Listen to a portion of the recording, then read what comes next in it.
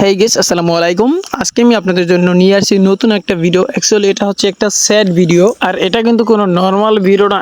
এটা হচ্ছে একটা অ্যাক্সিডেন্টের ভিডিও, আর এখানে কোনো নর্মাল গাড়ি অ্যাক্সিডেন্ট হয় না, এখানে অ্যাক্সিডেন্ট হয়েছে অ্যাম্বুলেন্স। আমি প্রতিদিনের মতোই আমি আমার কাজ করছিলাম, মানে গাড়ি চালাচ্ছিলাম, তো দেখতে পেলাম যে সাহেব বাড়ি স্ট্যান্ড প্লাস হচ্ছে মহিষকাটা স্ট্যান্ডের মাঝামাঝি খানকায় একটা দরবার শরীফ আছে, মানে ওখানে মাদ্রাসা আছে। তো এই মাদ্রাসার ঠিক দক্ষিণ সাইডে একটা অ্যাক্সিডেন্ট হয়েছে, মানে অ্যাম্বুলেন্সের সামনের যে ব্রেক আছে, আপনার ব্রেকের ওটা রড না কি যেন বলে, ওইটা আর কি ছিঁড়ে যাওয়ার কারণে অ্যাক্সিডেন্টটা হয়েছে। ওই জায়গার আশেপাশের লোকদের সাথে কথা বলে জানতে পারলাম যে অ্যাম্বুলেন্সটা খুব সম্ভবত আমতলী হসপিটালে কোনো ব্যক্তিকে রেখে যাওয়ার সময় ওই মাদ্রাসার দক্ষিণ পাশে মূলত অ্যাক্সিডেন্টটা হয়। যেহেতু অ্যাম্বুলেন্সটা খালি ছিল, তাই কারো কোনো সমস্যা হওয়ার সুযোগ তেমন ছিল না, শুধুমাত্র ড্রাইভার ছাড়া। গাড়িটা মূলত রাস্তা থেকে সমতল ভাবে বিলে নামছে, মূলত বিলে উল্টে গেছে গাড়িটা।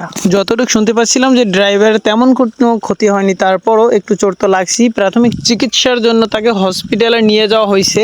অ্যাক্সিডেন্টের ওই জায়গায় প্রায় 10 থেকে 15 মিনিট আমি ওখানে ওয়েট করছিলাম, জানতে চাচ্ছিলাম যে অ্যাক্সিডেন্টটা কিভাবে হয়েছে কিংবা কার কারণে অ্যাক্সিডেন্ট হয়েছে, মানে এক কথায় অ্যাক্সিডেন্টটা কিভাবে হইলো। অ্যাম্বুলেন্সের কন্ডিশন দেখে যতটুকু বুঝতে পারলাম যে অ্যাম্বুলেন্সের তেমন কোনো ক্ষয়ক্ষতি হয় নাই, হয়তো বা কিছু স্ক্র্যাচ পড়তে পারে, আপনারা তো দেখতেই পাচ্ছেন স্ক্রিনে। এরপরে ওখানে আমি আরো কিছুক্ষণ থাকলাম, এরপরে চলে আসলাম। এবং সর্বোপরি কথা হলো একটাই, বিপদ আপদ সবকিছুর মালিক কিন্তু ওই সৃষ্টিকর্তা। সো আমরা সৃষ্টিকর্তাকে স্মরণ করে এসব আমরা গাড়ি ড্রাইভিং করব। আমি কিন্তু একদম ড্রাইভার। সো একটা কথা আছে যে ড্রাইভারের 4টা চোখ রাখতে হয় কিংবা চারদিকে খেয়াল রাখতে হয়।